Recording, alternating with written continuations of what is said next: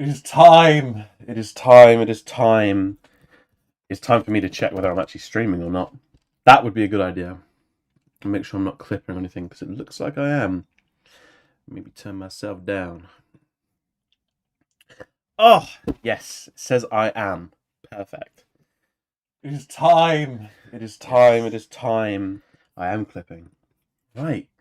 Hello. Hello, people. I doubt there's going to be many viewers because if the majority of my audience is like 5 a.m. But I think that's fine. I'm going to continue anyway. Um, it is time.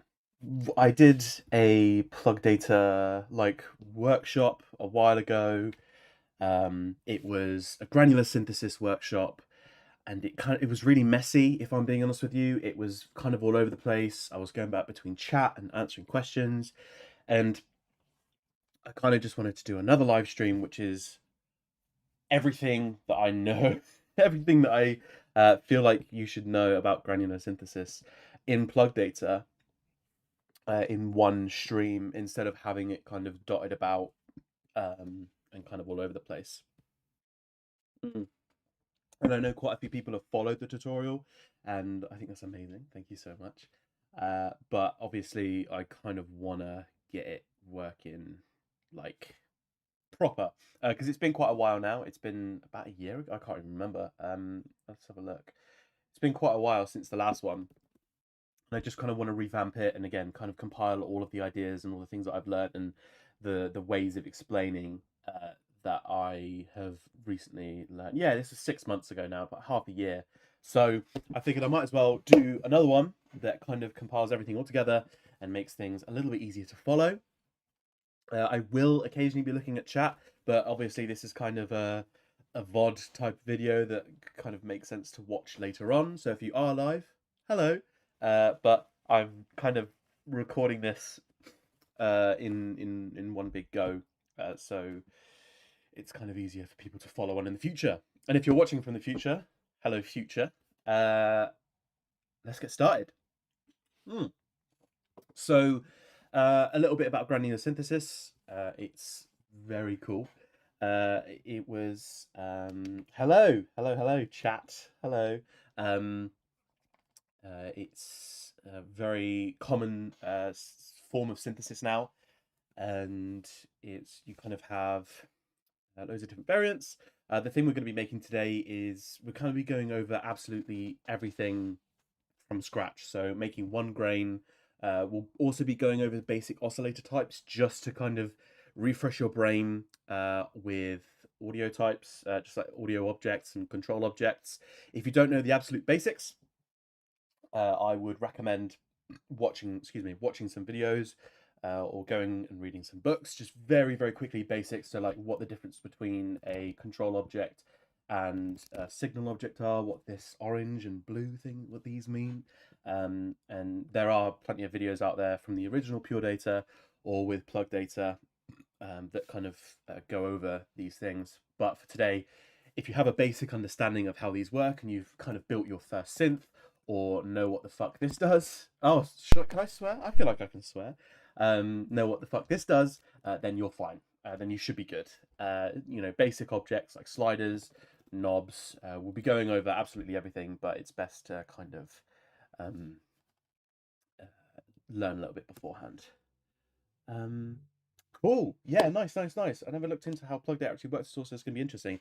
Yeah, so like I mentioned, this is kind of going to be, this is just like a VOD. So for the live viewers, such as yourself, you can follow along if you want, but this is kind of more of a VOD that's kind of meant to be watched in the future. So I will be going over everything. I'm going to have timestamps in the bottom, in the link in the description, if you want to follow along as well. So I'll see if I can edit it a little bit and kind of compile it a little bit better. And I really wish I could stand up and I had like a whiteboard, but I don't, unfortunately. So you have to stare into my eyes and just imagine it. But without further ado, let's kind of get into it. So what are the kind of things we're going to need for a granular synthesis? I've got my notebook here that you aren't going to be able to see, but I'm just going to write it down for notes. So we're going to need we're going to need to be able to load in a sample. We're going to be making a sample-based granular synthesizer, so not a live-based granular synth, so one that kind of picks from a live buffer. We can do that in the future. I might touch on it maybe later on, but I think for now, I'm just going to do a sample-based one. So we need to be able to load that sample. We need to know what it means to actually load a sample. Load sample. We'll need to know how to read from that sample. That's kind of what we're going to be using. We're going to be learning how to read from it. Reading from sample. And then we're going to need to find out and kind of explore how to actually make the grain kind of part. So we're going to have to figure out what the fuck a grain is, how to kind of read from like a single point or like a random point in the position. So we're going to need to learn how to, kind of move around the sample. So we'll kind of summarize that as moving around the sample, I guess. Moving around sample. And we're going to have to I'm going to have to try and find a way to explain the difference. It kind of makes sense when I explain it, but using the word sample and audio sample. So obviously not the individual sample, but like an audio file. So we'll go into that as well. So there might be some confusion, but if there's any confusion at all, ask in the chat or in the comments, and I'll answer as soon as I can. And then yeah, like I said, so we're going to need to know how to make the grain. So there are a couple of ways to do this. There's loads of ways you can do this, but there's one way that I'm going to use, which uses externals. So if you are on Pure Data, you're going to need else and cyclone. Not need, but audio frame. I could call it audio frame. That's a good point. I'll think about that. We're going to need to use a couple of objects which are external. So if you are on Pure Data, you probably already have else or cyclone. But if you don't, have a look at that. Go and have a Google. We're going to be using a couple of objects from that. So explain external objects or audio pixel. Audio pixel. I like that. That's cool. And like kind of relating it to an image. And then from all of that, so loading a sample, reading from the sample, moving around the sample, and explaining the external objects like the envelope creation, I'll kind of take the wheel and duplicate some of the grains and then explain how you can kind of work with it a little bit more. But yeah, like I mentioned a minute ago, if you have a basic understanding of control and signal objects, you're in the right place. If you don't, go and watch a couple, like 1 or 2 tutorials and just like the absolute basics. We'll get going. So there's a couple of ways that we can actually load a sample inside of Pure Data. There's a couple of objects that can do this for us. There's one which you've probably seen called Soundfiler if you've watched a couple of tutorials. There's another one in the else library called SF Load, which is actually able to, this doesn't really load MP3 files. It kind of converts everything with FFmpeg to a WAV file. I think I haven't really looked into the object that much, but long story short, it's able to load. It's able to load an MP3, an OGG. I think even like MP4s and MOVs, but extract the audio.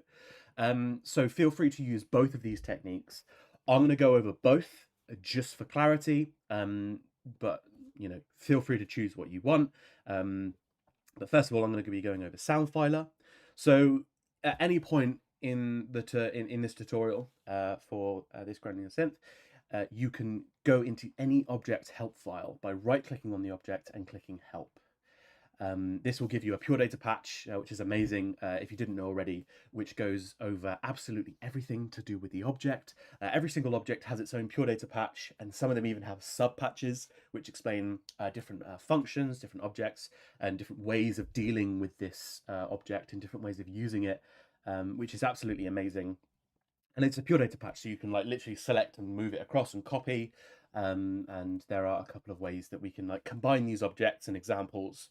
And for this one, as you can see here, we've got a couple of different options. So let's have a look. The Soundfiler object loads files into arrays and also saves arrays into files. Great. The sound files may contain uncompressed 2 or 3 byte integer, PCM, or 4 to 8 byte floating point values in a WAV, AIFF, CAF, and next formats. Also, Soundfiler deals with ASCII text files. Basically, it loads files. So we can give it these messages. Again, if you don't know what a message object is, tutorials, go and have a look. we can give it a directory and we can give it the destination of an array. So here we've got read, we've got the directory, which is bell.aiff, and then the destination. So if I, in this help file, if I just command and click, you'll see that it's loaded up a sample into a file, into an array called sample.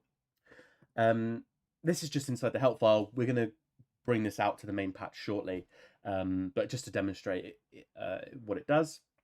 It also gives us some really good information about the actual audio file that we've loaded, such as the amount of samples. As someone in chat a minute ago said, audio pixels. That's a really good way of putting it. Kind of just a really an individual sample in time. So if you think of sample rate and block size, audio files are just a bunch of values between -1 and 1. And we can read through those individual samples at very high speeds, sample rate, to listen to them. Obviously, it's a lot more complicated than that. I think that's the best way to explain it. But it loads an audio file, and it shows us the amount of samples inside of that. So for us here, we have 88,200, which is exactly 2 seconds, because our sample rate of the sample rate of the audio file is 44,100, which I think is the most common sample rate. I think maybe 48K might be next after that, but I think 44.1 is the most common. You'll be seeing that number a lot. And it gives us header size, channels. Whoa, what happened there? It gives us header size, channels, bytes, and I don't even know what that word means. All I really need to know is how many samples are in it and the sample rate. These are the things we're going to be using later on. We'll do a little bit of maths to calculate how fast we need to read through that sample. For things in PLUGDATA, we kind of need to know how to read. We need everything. We need to know everything about an audio file and what's inside of an array, how to read from it. We can't just create an object that says read from. We need to actually create objects that can do it. There's other objects that can play, like play in full, but we want the control to be able to go wherever we want in the sample, as I mentioned earlier on.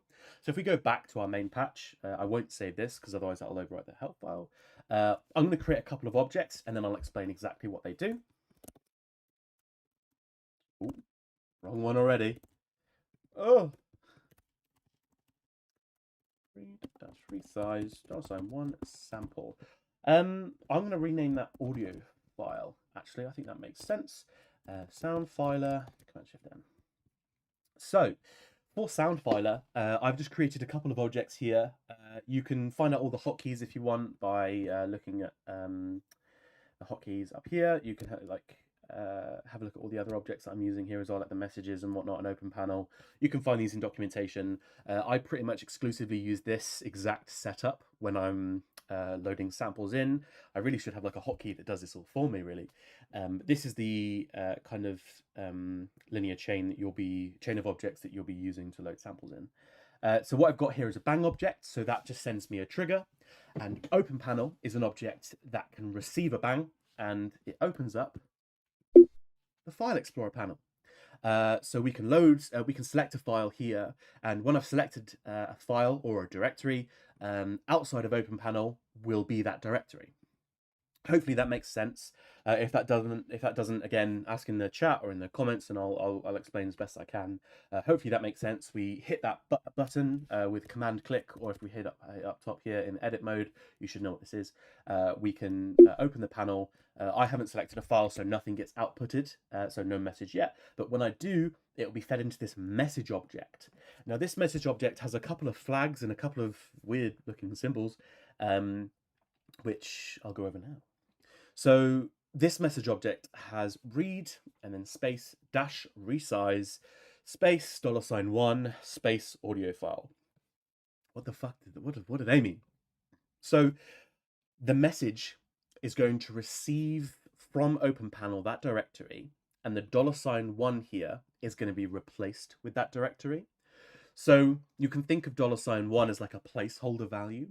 So when we open a panel and when we select a file, what we'll eventually see and what sound file will receive is something like this, desktop audio file.wav. So this kind of makes a little bit more sense. Soundfiler is going to read and resize, we'll get into that in a moment, read and resize this directory to a destination audio file. Now we haven't actually created a destination for this audio file to be sent to just yet. We'll get into that in a moment.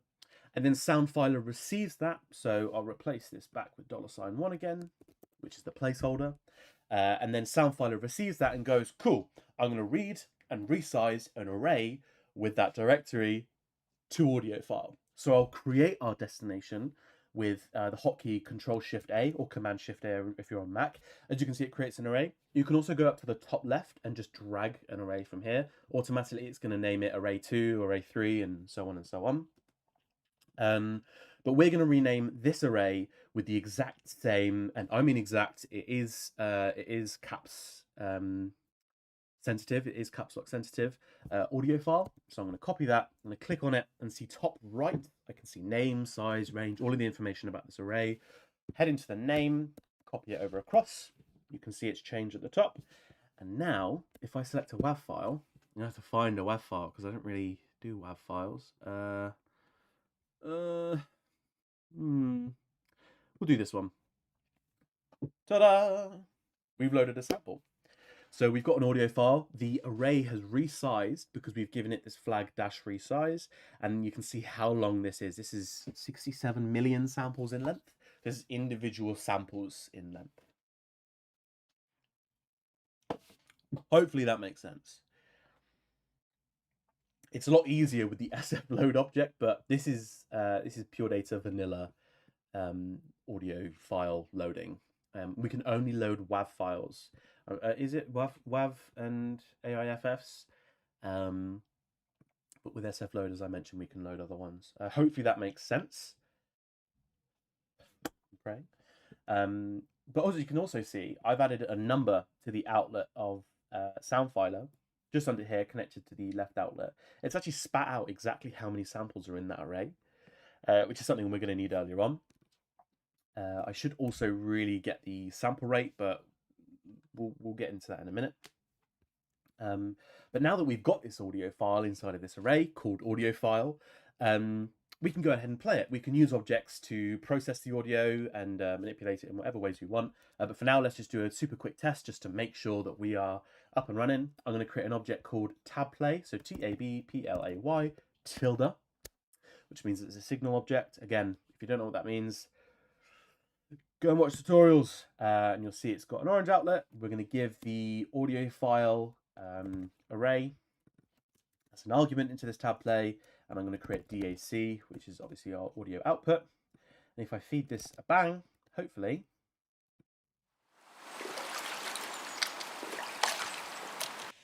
whoop whoop, we have audio. Round of applause if you've gotten this far. We have an audio file. Now this is great, but obviously we haven't really gotten to the granular side of things, and we can only play from the beginning. So this tabplay audio file just plays from the beginning. I think maybe it has the option to start halfway through, but we want to be able to read through this with a couple of different objects and a bit of maths that we're going to need to do. So get your calculators out, or you're on a computer, so you've got a calculator. You understand what I meant. So we got an audio file, but we need to read through it. So there's a couple of things that I need to kind of go over before we do that. I'm going to go over SF load later, I think, as well. I'll put the timestamps in the description for where I go over that as well, if that's just what you're here for. So instead of just playing through an audio file from the beginning, we should learn how to read through it. So if you've done any PLUGDATA stuff before, you'll know the phaser object, phaser tilde. If not, go ahead and create it, and we'll go inside the help file. This essentially just creates, here we are, an object outputs phase ramps whose values are from 0 to 1. So it's basically just a sawtooth wave that goes from 0 to 1 at a specified frequency. So if I feed this a slider value, for example, and I just connect this to do audio out, we'll hear super simple sawtooth. And this is between 0 and 1, which is super handy for us because we can do some super basic maths to read through this audio file. So as I mentioned earlier on, this audio file has 67 million samples inside of it. And we need to be able to read through each one of them and play its sample value.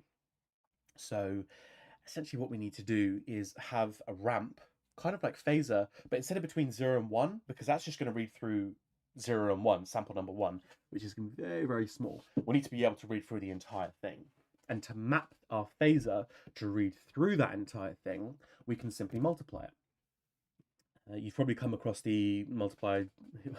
You know what multiply is, I hope. But multiply tilde, obviously multiplying that phaser between 0 and 1 to be between 0 and, what was it, 67 million? And luckily for us, the sound filer object automatically outputs however many samples are inside of the array, so I can just funnel this number straight into phaser. Now, something to note here is careful with your headphones, because the speed at which we're reading from this sample is entirely dependent on this phaser. So you can think about it, if we have this ramp that's slowly going up here, we're going to read through the entire sample at this speed. We don't know what the speed is yet. We need to do some basic maths. But at the minute, just go careful with your headphones, because we're either going to be reading through it really slowly and get some really low, very DC offsetty vibes, or we're going to get some extremely fast read-throughs where we read through the entire sample in like less than a second. So for now, keep your phaser very low. Make sure you've got the limit option or your volume is turned down. But what we can do now, after we've connected this multiplication up to the amount of samples in the array, is an object called tab read.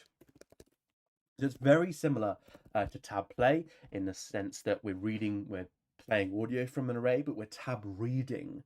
And if you go into this help file, you'll see tab read looks at values from named arrays. Incoming values are truncated to the next lower integer, and values out of bounds get the nearest first or last point. Incoming signal is index. So we can give it a shitload of indexes to read from, and it will read it at sample rate. So we can give it the phaser, basically, that we've just multiplied by however many samples are in our array. And if we hook it up here and we give it the destination, so our array, because it needs to know what to read from, which is audio file, we are in business. So if you hover over this, you'll notice that if you've done exactly what I've done in the order of operation, nothing's coming through. And that's because control rate, as you've probably seen, doesn't update at in the same way that sample rate does. Signal rate object, sorry. So we haven't actually updated this number. We've just funneled it in, and it hasn't had anything to re-trigger it. So what I'm going to do is, for demonstration, I'm just going to bang this. But ideally, you should reload the sample, or maybe convert this into a SIG and then back out. So it's automatically a SIG, and then it kind of automatically comes back out. But for now, I'm just going to bang this, and as you can see, now we have a lovely, that is running very fast. Holy shit. We're reading through the audio file. So if I just create a NOP, which is, it doesn't do anything, it just goes in and out just so I can hover, we can see we've got audio signal. So if I want to, I can listen to this with DAC. Ta-da! Now, as I mentioned earlier on, we're reading through this very, very, very fast, which for some things, like, you know, making, I don't know, weird data bent or like crazy distorted sounds is absolutely fine. But we want to be able to read this at the rate that the sample should be read at. If we know the original speed, we can then do ×2 speed, which will obviously, ×2 speed, which will increase the sample's pitch. We can go half speed, which will decrease the sample's pitch, and we can go everywhere in between as well. So I'm just going to move this down here just to kind of keep it nice and simple. Maybe move this down here. I'm just going to take a drink. My throat is already feeling quite dry. How long have we been on for? 22 minutes. That's not that bad. Has it really been that? Wow, it has. Cool. So we can read through the sample. We can get audio. Perfect. We need to now find out the original speed of the audio file. So we can do some maths with another outlet of this sound filer object. Also, we've got a write outlet here. If we hover over help and we load a sample, we can see that it actually gives us the sample rate of the sound as well, and the amount of samples. For most things that I do, I actually use the sample rate of the project, but you can use the sample rate here. For today, we're going to be using just a sample rate object to get. No, we're not. We're going to use a sample rate. Say that 10 times fast. And so to get this sample rate of the sample, we'll just connect an unpack FF object. So that'll take a list and it'll basically split it into two.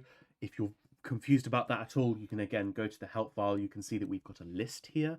If you don't know what a list object is, go and watch the tutorials. Another tutorial elsewhere. The first value is actually the sample rate of the sample. So if I connect this right outlet sound filer up to unpack FF and create a number with Command Shift N or Control Shift M and reload the audio file because I need to reload it for that thing to work. Let's do, I don't even know. Let's use, that's an MP3. I was going to use some classical music. That would have been great. Oh, decisions. Let's go for a really small one. Yeah, let's go for a really small bit of text. Awesome. So we've got the sample rate of our sample, of our audio file, but we need to do some maths to calculate how fast we need to read through it. So if we kind of think about this for a second, 44,100, which is the sample rate of the sample, that means that we're going to read through 44,100 samples in a second. So we can use that to our advantage by dividing the sample rate by the amount of samples in the array. And if we go ahead and refresh this, I'm also going to create a TBF object. If you don't know what that does, that kind of automatically does our updating for us. So it will take a float and then it will send a bang into the cold inlet of the division object and funnel the float into the write object. If you don't know what that does, go and have a look at the documentation for TBF, to be fair. That is quite important to know the difference between hot and cold inlets. I'm not going over that today because that would literally be an hour. But I'm going to use the TBF object and funnel the bang, which is the resetter trigger, and then the float into the right side of division. And I'll make it clear for you here. And then I'm going to reload the audio file again. Let's go for test 4. And as we can see, this essentially is the frequency at which we need to read through our audio file to get the sound, to read through the sound at the same speed it was recorded at. So as we mentioned earlier on, we can control the frequency of our tab read over here with this slider. What I'm going to do is replace this. I'll keep the slider here actually. I'm going to change the value between 0 and 1.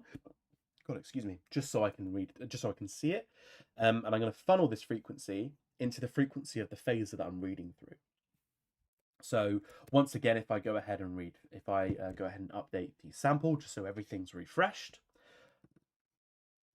our samples automatically, there we go, the frequency is updated. Now, loading it into the array. This is that's number 4. That's coming through my MacBook speakers as well. Send it through the headphones. Hopefully this should come through on. Yes, I do. It's loading it into the array. This is cool. We can hear the sample as I recorded it originally, actually inside of PLUGDATA. But this works for any audio file, of course, as long as we have the sample rate that it was recorded at and the amount of samples in the array. All we need to do is divide the sample rate by the amount of samples, and that will give us the frequency at which we read from. Hopefully this makes sense. This is kind of, again, the kind of setup that I have every single time I'm reading from an audio array. Audio file. If anyone has any questions inside of chat, let me know. If anything's not working, or if you maybe need a bit of a re-explanation on anything, I'm here now. Why not? Again, this is like super basic stuff, but it is it can be a little bit complicated looking through all the documentation. You're giving all these objects, and you kind of just left to figure it out. So hopefully this is working for you. Great to see it works. Awesome. We'll be getting into the actual grain side of things in a minute. I just want to make sure that everyone's kind of on the same track.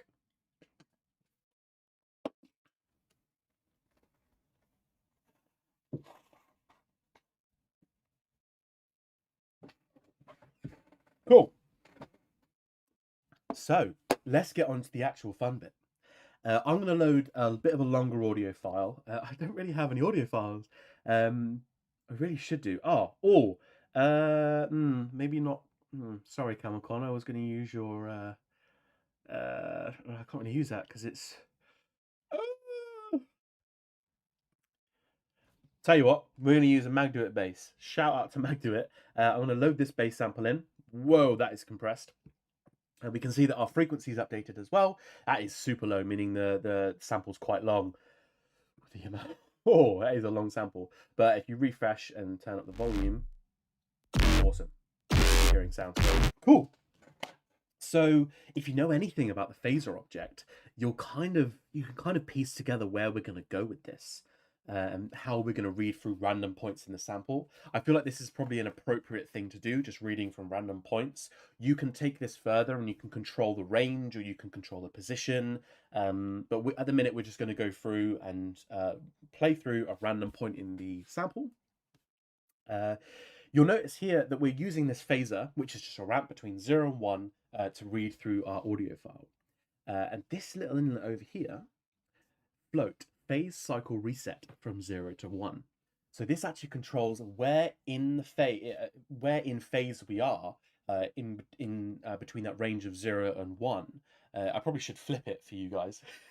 0 and 1. This is why I want a whiteboard. 0 and 1, and we can control where we start at that position.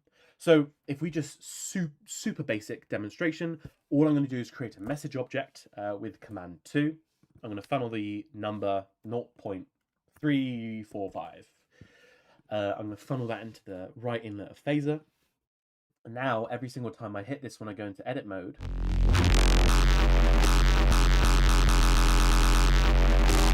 we'll see that we restart at that position when it's updated. So we can funnel anything into this. We can control this with our hand tracking. We can control this with key presses. We can control this with absolutely anything. All it is a value between 0 and 1. And as long as it receives a value between 0, let me flip it again, between 0 and 1, we can read through the sample at any given point in time. So let's use an object called random, for example. Let's use the random object. This gives us integers, so we can't do just random between 0 and 1.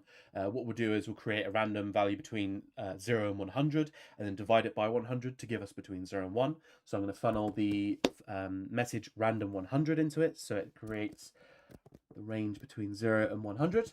And then, as I mentioned, we'll divide it by 100 to give us a range between 0 and 1. Ta-da! And now if you funnel that directly into the phaser, we can't do it into the message because this will just update the message because it just treats it as a bang. If we just straight into the phaser, now what we'll hear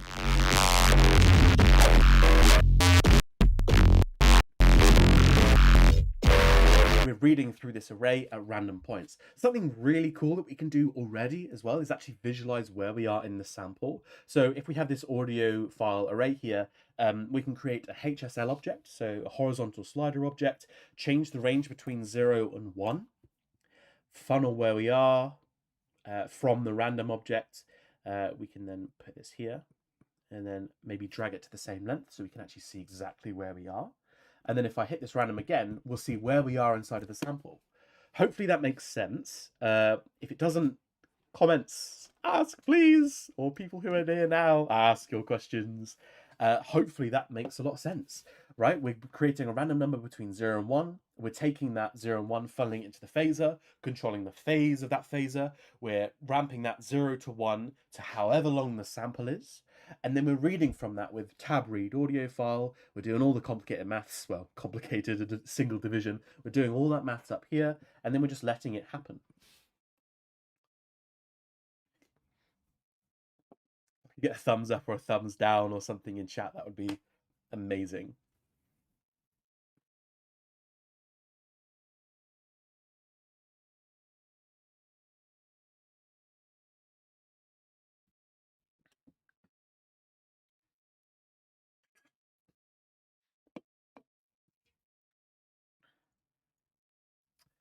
Right.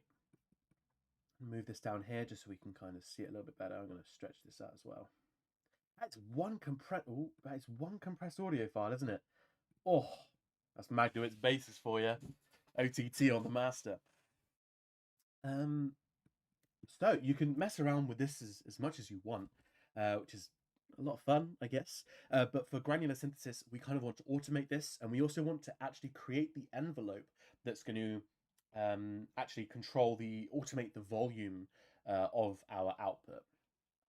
So let's just think about that for a second. We're going to need to have a UI element, like a little box maybe that kind of has points that we can drag around, kind of like an ADSR object, but not quite. And then we're going to need something that can process that as well, and can take that function. Function. That'll be important later. That takes that function and creates it, and then we're going to need that in the signal domain so we can control volume, which is obviously running in the signal domain, so it needs to be nice and smooth. Then we need to automate that. We need to control the length of that function. These are all things that we're going to be going over now, but hopefully that's the kind of mindset you should be getting in of what are these objects I need? Let me think about this. I'm going to be going over some externals now, as I mentioned earlier on. So if you're on vanilla PD, you're going to need else and cyclone, like I mentioned. God, it's been 36 minutes and we're here. We've created about 15 objects. How many have we created? 22. 23. Okay. So let's create our function and our envelope generation. So to create a function, type function, and this will give us a little function GUI where when in edit mode, we can actually drop points and we can actually create functions. So kind of like a grain, or we can create really short grains, really long grains, big square grains. This is a great object and it works perfectly with another object called envgen. And you'll see this is envgen tilde. So this output actually runs into the signal domain, which is perfect. And we've actually got an outlet here, which is the status of on and off, which is perfect. We can actually view this with a toggle, but we'll go into how this is going to work properly in just a moment. So envgen actually takes this function in the left inlet. Now, this is kind of confusing, and I know this is like really silly, but bear with me. Some objects that are signal objects can also receive control objects. I know that's probably mind-blowing right now, especially if you've watched some tutorials that's like saying control objects only work with signal objects and you can't funnel multiplication into signal objects and blah, blah, blah, blah, blah. Some of them can. They're mostly externals, but this one, for example, envgen, kind of breaks your mind a little bit and receives a control into the signal. You can have a look at the help file and see why. You can see that it receives a list. You can go into all of this if you want to in your own time, but just know it receives both a bang to trigger and the envelope generation from function. I know, right? It's mind-blowing. But just let it happen. Just imagine this is just like a single case. But you can kind of imagine what's going to happen. When I update this function and a list is sent, envgen receives that, and when I hit a bang, it's going to create that function for me. I have got nothing to visualize that with, but I can go ahead and create that, and I can use this to actually already create our grains, but we're going to need to hook up some other things to automate it. So let's just go ahead and test it. I'm going to move it down here to where the audio comes out of. So where we are with tab read, because this actually spits out the audio. This phaser here, we don't mistakenly put a multiplication here. We want the multiplication to come after tab read because tab read actually spits out the audio. We're going to funnel the output of envgen straight into the multiplication. As you'll see now, it's stopped. If I turn up my volume and maybe create a function and then trigger it, ooh, we have a grain. It's working. Then obviously there are ways we can control this with automation and yada yada yada. Like I mentioned, maybe hand tracking, controlling the length with control objects and all that jazz. But for now, we're just going to create a super simple slider. The function object, you can have a look at the help file. It receives, where is it? Hold on, let me find it. Is it here? Where is it? Send receive. It's somewhere in here. Here we are. In the function help file, if you dig around a little bit, you'll find that it actually receives a message here. This is a message object again. it has the flag duration, 1000 and bang. It says here, the duration message or flag resizes the duration of each line segment, so the overall duration is the same as a given value in MS. Oh, perfect. We can just give it a random number and it'll update all of the values between those points, and it'll automatically adjust the entire function to be that length. So I'm going to go ahead and copy this, or create it if you want, straight out here. I'm going to kind of give myself some space. And I'm going to funnel duration 1000 bang straight into this function. And if I create a list here, just for visualization, you don't have to do this, but just for visualization, if I create a function here, and if I update it, oh, it's probably automatically 1000. Let's give it 2000. It's going to double all of those values, apart from obviously the amplitude, because amplitude doesn't need to change. It's over time that we're changing. Nothing visually changed about it, which is great because it's just the same thing, but twice the length, or 1.5 times the length, or whatever. But we can control this duration of this envelope, and we can use a slider for this. So similar to how earlier on we created this message with resize $1, we can take this $1, replace this number with $1. So we have duration $1, then a comma, then bang, as per the documentation. And then we can feed a slider into this. We can receive a knob into this. We can receive a number into this, just a number that gives us the length and the duration of this function. So now if I keep this list here, just so I can visualize this, if I bring this up, you'll see that all of these numbers are changing, apart from the amplitude, because it's over time. All of these numbers are changing. This entire function is now longer. And if I actually hit the bang, you'll see that this toggle and the sound, now that I've hooked it up, actually reflects that as well. So if I create a longer envelope, you'll see that it's a longer grain. I can change the range of this function as well. So let's bring it up to like 3000, so a really long one. Cool, and we'll see that it reflects the envelope that we've created as well. I'm going to bring this down to 1000 for now. But also what you'll notice here is we actually have in the console, if you hit this console window, we have a message from function saying minimum duration is 1 millisecond. So I'm actually going to change the range of this to be 1 and 1000, just so we don't get that message again. Sweet. Hopefully that made sense. If you kind of see the message, you're thinking, I should probably change it to be 1 and 1000. Now we can't go on, well, I'll flip it for you. Now we can't go underneath 1, so we won't get that message anymore. In fact, I can actually clear it and we should be all good. Oh, lovely. Yay, no errors in the console. So we can hook up a load of different things. As you can see, we've got this random position, which is triggered by a bang. We have this envgen, which is triggered by a bang. We can actually hook both of these up to the same object. We'll create a metro object, which if you've seen some basic tutorials, you know exactly what that does. And if you haven't, you can kind of infer what it does anyway by the name. And if you make music, it's a metronome. It just outputs a bang at a specified frequency, which we can control in MS. So I'll create a metro object, space, and I'll give it the initial flag 400, for example. Now you can have a look at the help file, you can have a look at the documentation, pause and have a quick look yourself if you just want to find out a little bit more.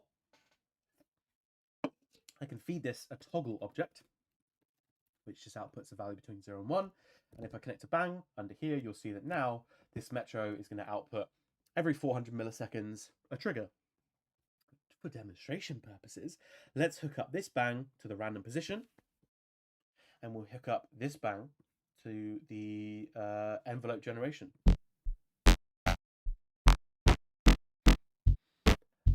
Oh, granular synthesis! It's working! It doesn't really sound very good because it's kind of just nothing. But, you know, we're kind of getting all of the core concepts that we need that I mentioned at the start of this video, which is we have the sample playback, we have the loading of a sample, we can see where we are in position, we can control the envelope. In reality, we've learned quite a lot, even though considering it's, what is this, 34 objects, we're kind of getting there, right? One thing you'll maybe think about if you're thinking about how long the function is. The function at the minute, I have no limit to this function, so I could make this function 1000, which is a second, but my metronome is happening at 400. So every 400 milliseconds, I'm going to get halfway through that function, and then it's going to click, it's going to start again at 0. And there's no interpolation there, so it's just going to click. And we can actually hear that happening.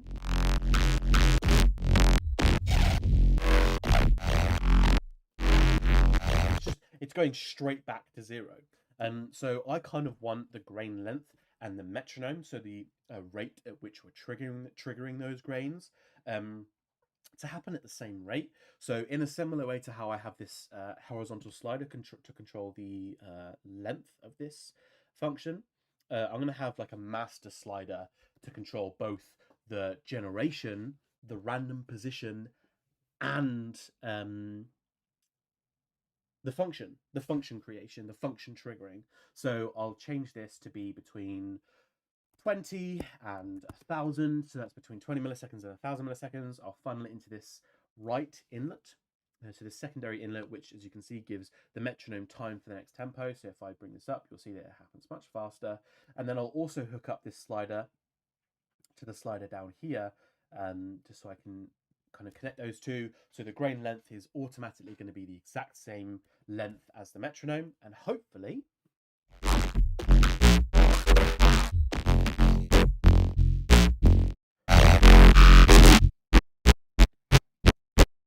cool.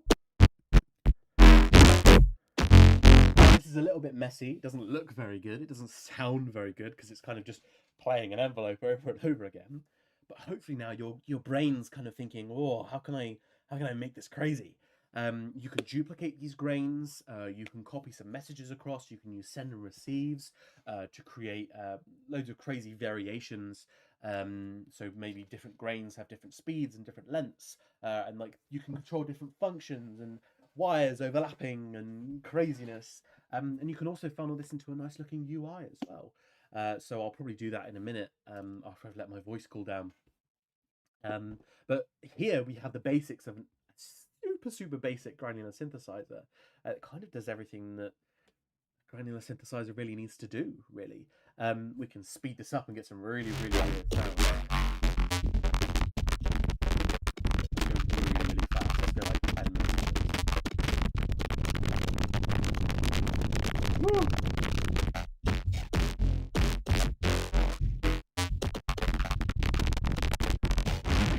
Awesome. Hopefully this is making sense. If anyone in chat at the minute has it working, or maybe doesn't have it working, let me know. Hopefully this all made sense. Again, it's a super basic thing, but for the majority of people not maybe knowing how it works, it's like, this is probably mind-blowing.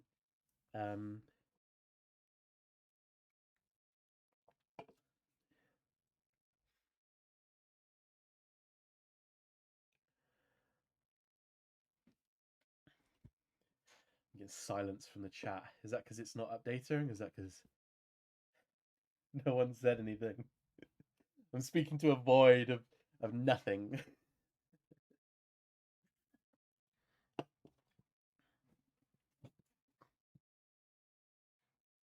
Oh, I don't know. Okay.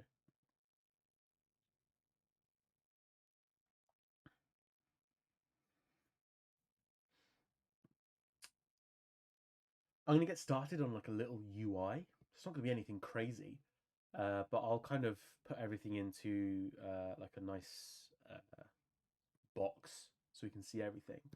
Let me create a canvas. I can create a canvas with the option Command Shift C. That'll create a canvas for me, which is basically just like this box of color. I'm gonna put this at 0, 0. I'll make it that big. We'll give it a darker color so it doesn't look like a super simple gray. I'm going to move this audio file. Ooh, I'm going to move this audio file to the front by using order to front. Move this up top. We'll put it in. We'll put it kind of in the center here. Hopefully, it should automatically center itself. If I, yeah, cool. Maybe put it up here. Oh.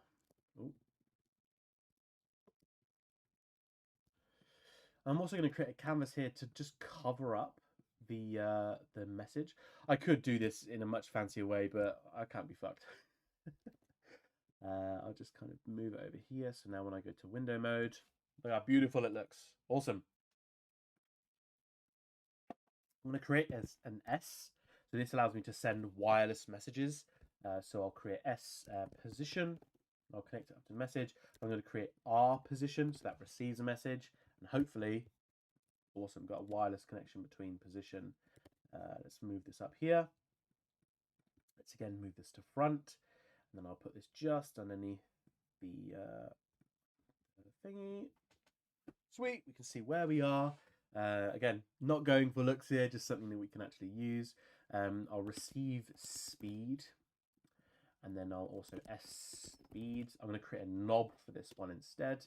So I'll funnel this here. Let's move this just down here.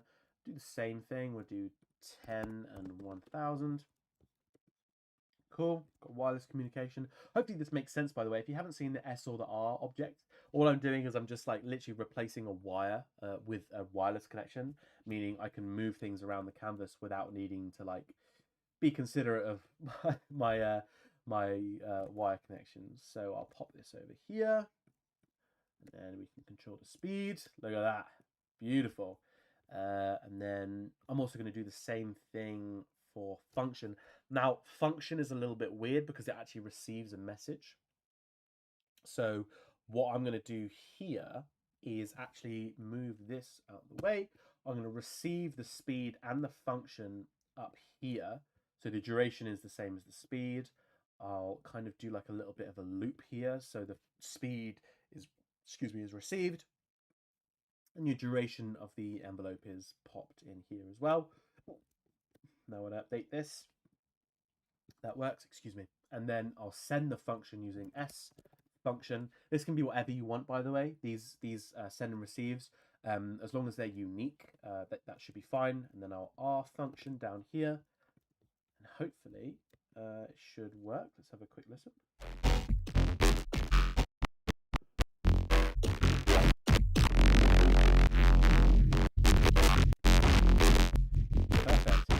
Probably not a very good sample to choose from considering it's 1 grain. I think it might be better if I chose something a little bit more appropriate. Hopefully I should be able to use an Alexander Panos song without getting copyright claimed and shot to death, maybe. Not by Alexander Panos, just by YouTube and whatnot. Maybe? I feel like I probably can, right?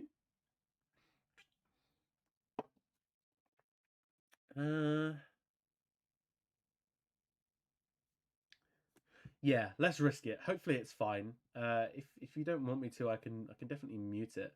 Alexander, if you're watching, I will use one of these. I'll use short grains so it doesn't really sound like it. That sounds better. Let's create a reverb object as well. Let's create a giga.rev. So that's giga.rev, and then I'll connect that up. So that's a super simple reverb module. That sounds better, doesn't it? Not that the mag duet bass wasn't amazing sounding, but probably in this context it kind of makes a little bit more sense. Sweet. Let's hook up the... I don't even need to hook up the speed. I've got everything hooked up. Let's maybe make it a little bit better. Let's hook up the MGen in a nice, neat and tidy way. Let's get rid of this. Don't really need that anymore. Let's move that bang over here. Don't really need this slider anymore. Don't really need this number anymore, really. I can move this all up. Let's keep position. Don't really need this number because it's just really doing nothing. Don't need this number either. Sometimes numbers are handy to have, but they just use CPU, so you might as well just get rid of them. Same with bangs as well. Sometimes we can replace them with the bang object, which basically does the same thing, just without the UI. Funnel that here. Cool, so we've got the bang. I'll keep one for visual clarity. Let's move the metro down here. Oh, I should probably have a receive for toggle. Toggle. And then I'll have one up here as well. S toggle. Toggle. Let's put in this nice little divot down here. Maybe make this a little bit prettier if I can. There we go. Sweet. Look at that. How beautiful is that? We have our own granular synthesizer. Oh, One thing to note if you're working with UI, by the way, if you want to change the size of this window, which is the actual plugin view window, you're going to want to right click on the main canvas and select properties, and you can change the width and height up here. So I'm going to change it to be the same width and height as this canvas object that I've created. So let's do 510 by 250. 510 by 250.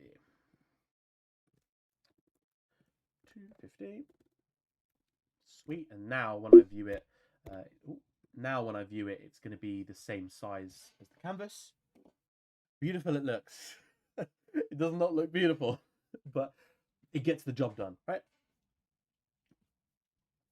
Cool. So we've got our controls, we've got our speed, we've got our toggle, so we can turn it on and off. We've got our grain, we've got our position view. What should we add now? We could do anything. It's super simple. As you can see, we spent an hour on this already. Hopefully it all makes sense. Hopefully.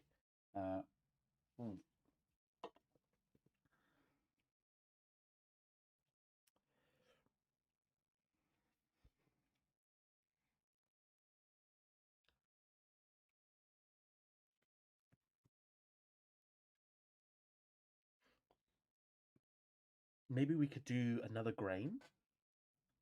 I feel like that'd be the most appropriate thing to do. Right, mate? Maybe we could do random speed. Maybe do random pitch. Seeing as it's PLUGDATA, any way to control from MIDI? Yes, lots of ways to control from MIDI. That's a very good point. So I don't actually have a MIDI controller on me. We could do. Oh, there's a video. I can't remember exactly how it's done because I can't remember the maths, but there's a video that I could probably show going into controlling the pitch. Let's do that. Let's control the pitch and then we'll move on to doing more grains. That's a very good suggestion. Let's go over some basic MIDI objects before I go to that video and find out what the maths is, because there's a very nice video from Sound Codex which goes over how to convert MIDI relationships to multiplication to like ratios that we can control pitch with. So we can actually just multiply this the phaser speed by a value and get different pitches. So let's go over some basic MIDI objects then. So we have loads of different ways of getting MIDI in. One of the ways is note in. So this, if you want to have a look at the help file, there's quite a lot of help files, quite a lot in this help file. We can have a look at MIDI device as well. Again, I don't actually have a MIDI controller on me, so you can open this up in your DAW and set up MIDI there, but I'm going to go over just some basic MIDI stuff. If you have a look and you hover over note in, the first outlet gives us MIDI note number, the second gives us MIDI velocity, and then this gives us MIDI channel port. So if you open this in Ableton, you should automatically see, if you feed it MIDI, it'll give you the MIDI note number and MIDI velocity. So we can actually view that as well with pack FF. So this packs them together, and we can view this in a keyboard. So it's a keyboard object, which is a super simple keyboard visualization. I'm going to bring this down to 2 octaves and start at 0. You can actually draw on this as well if we hold Command and drag on top of this. But if you're in Ableton, which I might move over to Ableton just so I can see, let's do that. I haven't opened Ableton in a while. Don't mind me using the free version. PLUGDATA. Let's open the PLUGDATA VST. New patch. Copy all across.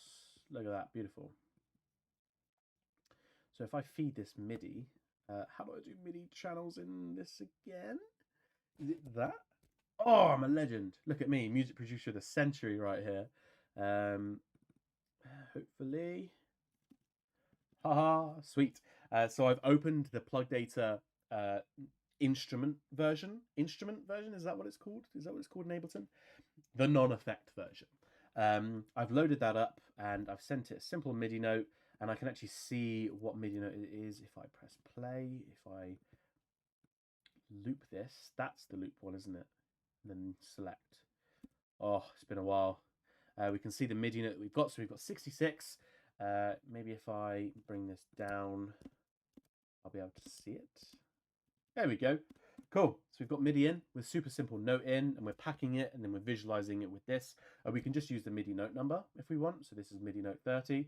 We have a bang whenever it's triggered and whenever it's turned off as well. In this case, what we're going to do is we're going to use it just to control the pitch, and we could probably use it to control the toggle. Yeah, let's do it whenever we press a MIDI note. We'll go over, yeah, let's do the basics. Whenever we press a MIDI note, if we hold it down, the toggle is turned on automatically. So it plays through, and then it actually changes pitch based on what MIDI note we're playing. I have to find that sound codecs video. You'll have to bear with me because I can't remember the exact mathematics. MIDI to ratio. Excuse me. Here we go. Shout out Sound Codecs, by the way. They do absolutely amazing Pure Data tutorials. I heavily recommend. They do some awesome stuff. They actually they use PLUGDATA. Oh, that's me. They actually use PLUGDATA as well, which is amazing. Oh, my live stream was just there. Oh, that would have been awesome. They use PLUGDATA as well, which is amazing now. So go and check that out. They are amazing. Sound Codecs. Hashtag not sponsored. Let me have a look at the maths. Here we go.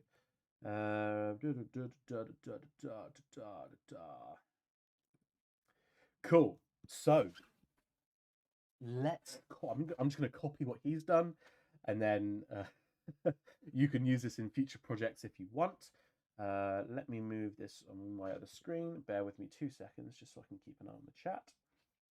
Cool. So I'm going to take MIDI note. Let's say, what's middle C? I don't remember what middle C is. Let's just C4. Let's just C4 it. We'll take C4 to be our middle. You can have this to be whatever you want. You can have the C5, D, wherever.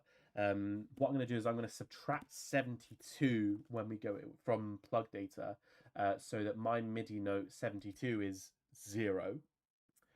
So then if I do anything else, so if I do one semitone up, it's going to be 1, and then middle note is 0.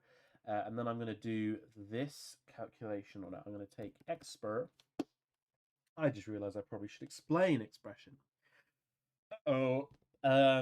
Expression is an object that allows us to do expressions. You can have a look at the help file again. Have a look at this in your own time. I think it might be really good. It goes over, you can take values in and create your own kind of mathematical objects. So you can actually do signal expressions as well. You can do if statements. I think you kind of have to do them a little bit in a bit of a weird way compared to other text-based languages. But expression can do, yeah, here we go, evaluation of control data expressions. So we can use this to create super simple one-line objects that can kind of help us visualize expressions. Instead of using plus and a minus and subtract, we can do it all in one. So I'm going to do bracket $F1. So remember the $1 that we used earlier, which is like replacement for a variable. This is kind of doing the same, but it's specifying float. So $float1 multiplied by 100 and then divide it by 1200 brackets. Then we're going to do TBF. That is not TBF. TBF, which I explained earlier on about the bang and the float. It updates any expression that we're going to be doing underneath. A message with 2 in it. So we're going to, okay, raise it to the power of 2. Cool. 2 to the power of the message. And then we'll create a POW object, which is a math to the power of. So we're going to be funneling the 2 into the first inlet of POW, and then the float into the second inlet. So we're going to be 2 to the power of whatever this value gives us, and then this will be our ratio. So if I do this here, what we'll see, if you want to go ahead and copy this, again, big shout out to Sound Codecs. He probably does a much better explanation of this in his video.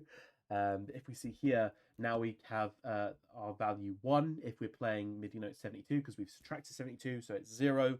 And then if we go up by 1 semitone, we'll see that our ratio has gone up to 1.05946. So what this means is that now we can funnel that number into a multiplication object before the speed of the phaser is calculated, which will change the speed of that phaser, which means it reads through it faster, which means it's going to play at a higher pitch or a lower pitch if I go lower. So now it's 0.8, 0.5, blah, blah, blah. And if I do a C below, it's going to be 0.5 exactly. Perfect. Thumbs are up. Go ahead and pause or copy this now if you're in the live stream. Hopefully this works. Again, head to Sound Codex, his video that I just showed on screen a minute ago, if you want a proper explanation of this. I'm going to go back up to C4. Here we go.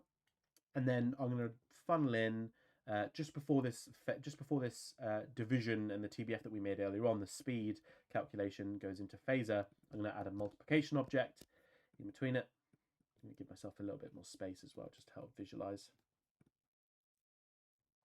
And then I'm going to create another TBF object because I want to be able to update the speed and recalculate that multiplication. But we're going to need a TBF for that because the calculation's already been done earlier and it's not going to update. So I'll funnel the TBF into this multiplication. It's looking a little bit convoluted. I'll move this over here. I think that might be a little bit better to understand. Now, if I reopen that file, so I'll reopen that file again, we'll see that we've got our initial speed, which is to read through it at a normal rate. And then we've got our multiplication, which we need to update if we play that MIDI note. And as you can see, it's multiplying it by 1, which is this speed. And then if I go up by a whole octave, it's now going to be 2. And then anywhere in between is going to be somewhere in between that. Cool. Now let's do it. So if I'm holding the MIDI note, so if my velocity of that MIDI is above anything, it'll start triggering that granular synth. We're just going to have it play at the speed of which I've set it already. I'm going to close this. So I'm just going to have it run at the speed that I've already got it set at. Let's move this over here. So if you remember from earlier on when we went over note in, this has the velocity and the note number, and we're packing it to visualize it inside of the keyboard. You can have a look inside the help file of the keyboard to see how that works. What we can do is we know if it's pressed if the velocity is above 0. So we can check using a greater than 0 object taken from the velocity, and if we just have a number under here, we'll see that if I play it and it's above 0, then we have a 1. If not, then it's 0. Hopefully this is making sense. If my velocity is anything other than 0, then we must be pressing a MIDI note, therefore it's 1. We can then funnel that number 1, or that number, where into toggle. Oh, I can actually send it over to toggle. I'll send it over to toggle. I'll move this out of the way. Let's use the S toggle we made earlier. Fill the screen. Hopefully now, if I press play, hey, ooh, that is running very fast. My speed is very fast. That's why. I'll create an envelope.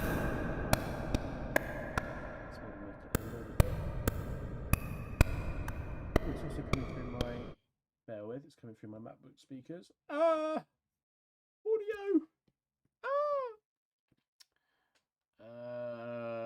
Nothing headphones, there we go. Cool, let's change the speed of the function so we can actually hear it.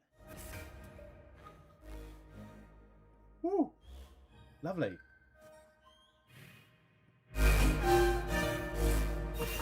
Cool, we've got sound. Let's try and go up an octave.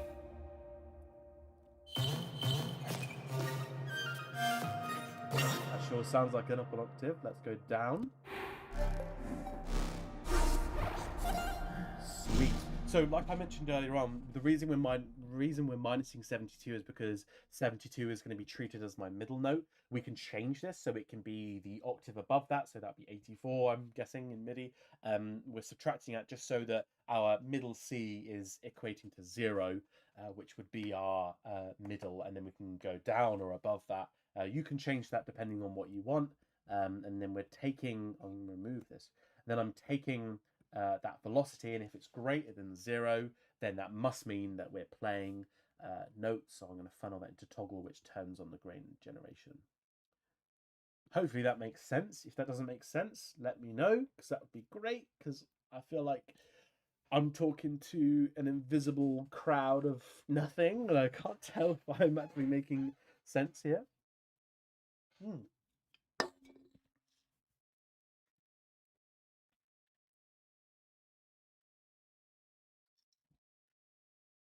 It says I started streaming 69 minutes ago. That's funny. That's funny, right? Sweet. I'm going to save this actually. Granular synth stream. Desktop save. Cool. Got basic MIDI in. Got grains going. Let's create another grain. Thank you, X-101. Thank you very much. I appreciate the confirmation. Let's create another grain. We're gonna do some rejigging of everything. Let's do 3 grains. We've kind of already got everything that we need to get set up. We've got the speed, so I'm gonna change some things over here. I'm gonna set this to send. Let's do send MIDI speed, and then I'm just gonna do the exact same thing but receive MIDI speed into the same thing that it was going into. So receive MIDI speed, send MIDI speed. So now it's if I press space and hopefully cool. So the speed's still working. I'm going to move this up here just for visual clarity, so it's kind of out the way. I'm going to lean on that for a minute, so if you need to, you can pause and just like copy this. I'm going to move this MIDI speed out the way, just kind of keep things looking nice and neat. And now I'm going to do some things that are going to kind of disrupt how it looks at the minute. I'm going to move some things, change some things to be send and receives, change some names of things and kind of move about. So just keep your eyes on the screen and hopefully it will all make sense. I'm going to create a send and receive for the phaser speed. So S phaser speed. And then create an R phaser speed. And then I'm just going to funnel that literally just into the same thing that it was doing earlier on. And then I'm going to do one for the amount of samples that are in the array, because that's not really going to change unless it changes once. That doesn't need to update, whereas phaser speed kind of does, so I'm going to keep that. S sample, I was going to say sample count. Let's do file sample count. And then I'm going to do the same thing, R sample file count. So I'm going to send and receive it. I'm going to funnel that in and then receive. Oh, awesome. Yes. Thank you so much. Yes, I'll be doing, this is kind of the tutorial series. I want to redo the granular synth that I'm doing now, and then I'll hopefully be doing, I'm going to edit this and then upload it later on. And then I'll be going over more things as well, like spectral stuff and all that jazz. But yeah, thank you for the comment. So I'm going to send the file sample count, and then I'm going to receive it down here. I'm going to give myself some space. So now it looks a little bit detached, but hopefully this will all make sense in a minute. So we've got up here the sample count, which is going through all its maths, with the MIDI speed that we did earlier on, the TBF and the phaser speed is being sent, the sample count is being sent. Have a good, yes, awesome, thank you so much. And then we've got the speed and the toggle, that's all controlled up here, perfect. And then we receive all that information here. So one thing to note is if you haven't updated it and you've just created the send and receive, you need to re-update this. Remember this. If it's not working and you're kind of that, they're like, it's not working, go ahead and reload the sample, double check, make sure your send and receives are the same, make sure they're the exact same as well. It's cap sensitive, so please make sure it's the same. I'm going to move this down here. Now here, if I get rid of the reverb just to kind of show you, we kind of have our grain separated from everything. So I'm going to create a canvas with Command Shift C. I'm going to drag it all the way down here. I'm going to move it to back with right click order to back. And this is kind of just our grain. There's a couple of things that we can add to it. So if we just duplicate this and funnel in the position and the bang, they're all going to happen at the same rate and at the same position. So it's not going to sound different. So we can maybe add some things to each grain. So for each grain, instead of just reading through the file at a position and starting at a random time or at the metronome, maybe it starts a little bit later. So maybe it needs its own metronome, or maybe it needs its own position control. So it needs its own random. I'll have to revisit earlier streams. Just watch this one if you can. Sorry, there's a message. I'm new to PLUGDATA, but this is really cool. I have to visit other streams. Yes, so have a look at some tutorials before this. So like control rate, signal rate, how to open file, how to actually install it, and all that jazz. There's loads of tutorials online. When you've kind of gone over what like an OSC object is and what a slider is and the difference between control rate and signal rate, this stream, right at the beginning of the stream, I talk about this will be the stream for you. So maybe go ahead and watch some of those videos, and then when this is an uploaded and edited VOD, you can watch this, and this should hopefully go over everything that you need to create this synth. Well, it does. We've done all of this today. But yes, thank you so much. So let's kind of go over what I just said a minute ago with the random position, the random metronome. So it kind of has an offset, maybe. There's so many different ways you can do this. But we're just going to do it in one way. We're going to keep it nice and clean and automated. So each one has its own position randomness and time randomness. Quick GUI question. Is it possible to make a canvas with knobs and put a new layer of a canvas and also I can switch between them somehow, like having multiple pages of GUI knobs, if that makes sense? Yes. We can.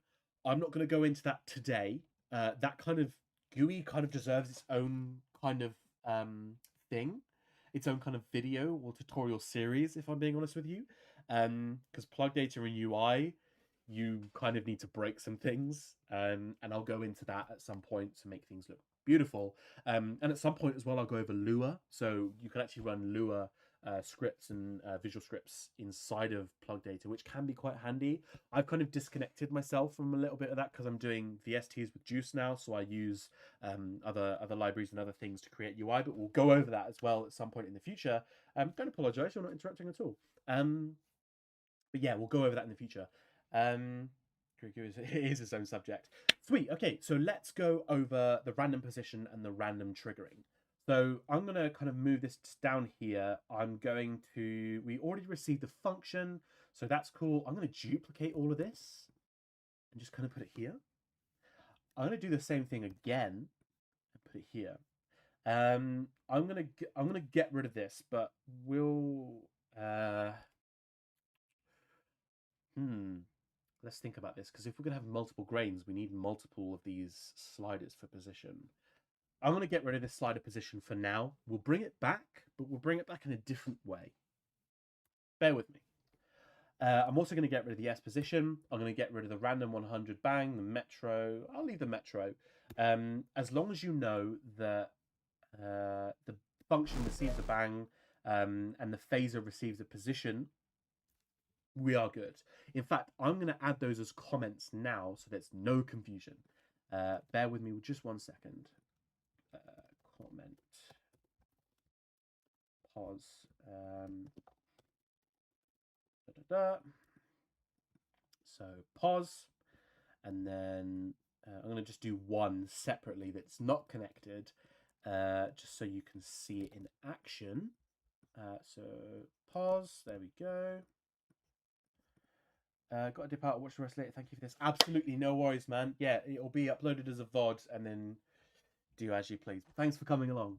So pause, and then we'll do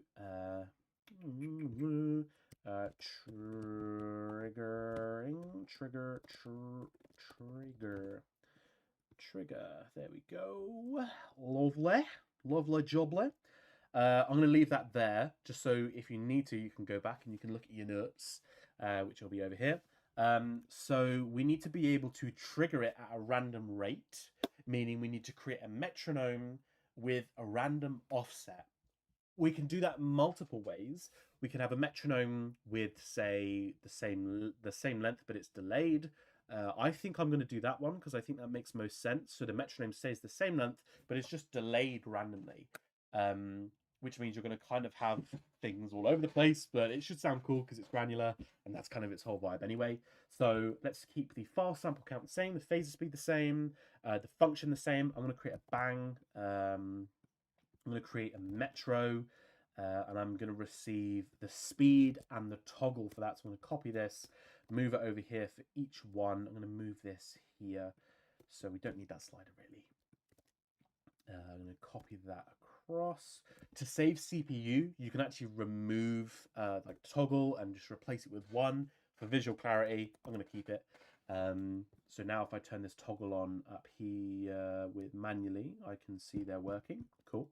If I send the speed and then update the speed and then send the toggle, they are working? Question mark. They are working. Sweet. And then for each metro, I'm going to create a random value between 0 and, let's do 100 for now. You can actually control this. You can control how randomly dispersed in time and position these are, but we're not going to do that now. We're going to do that later on, or in a separate video, maybe if I work on this more. So every single time this metro hits, it's going to create a random value between 0 and 100, and then I'm going to random 100, my mistake. And then I'm going to delay with a delay object. Initial delay time is 0. Feed that number into the delay. Hopefully this works. Let's do this, and then we'll create a bang just for visual clarity. And then